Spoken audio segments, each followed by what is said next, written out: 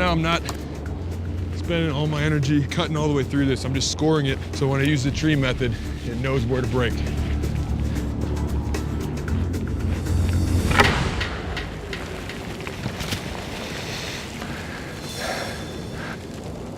Didn't think about that one before doing it. Rookie mistake.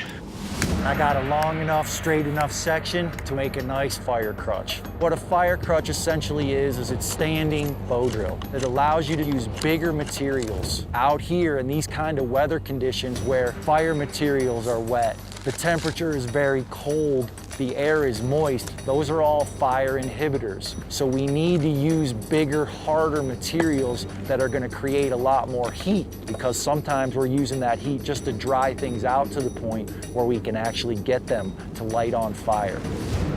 In cold weather survival, you want to get out as fast as possible. That clock is moving very quickly. You have 72 hours from the get-go in a normal, warm climate. Once it's cold, you're cutting off quite a bit of that time. You're going to use a ton of the energy that you need to get out alive, just keeping yourself warm. Perfect. I'm going to use the existing structure of the cabin and the busted down roof to block the wind and weather from us. All I've got to worry about is keeping us insulated. For our shelter, we need a lot of insulation out here. Tonight it's going to be very cold. And out here, the pine boughs are basically our best option. The ground's freezing cold, so when you're lying on top of it, that ground's just gonna suck the heat off your body.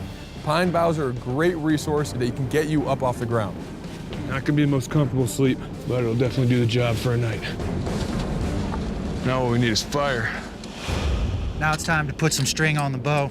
Working inside the cabin just makes sense. Having some firm, dry ground beneath me and some place to get out of the weather makes it more likely that this fire is actually going to happen. There we go. Cordage is dry and old. Trial and error with primitive fire making goes hand in hand until you get the results that you're looking for. Now, I've got no choice but to use my bootlace. Good news is these pack boots are armed with paracord bootlaces. Pretty good right about there. It's real easy to get sweaty, and that's when things get dangerous, because these temperatures are bad and getting worse. So we need to make sure that we're conserving the water that we have in our bodies and not wasting it. This fire crutch is going to be the way to get it done, because you're leaning onto the whole fire apparatus, and then you just have to bow. I'm getting good smoke, and my hopes are up.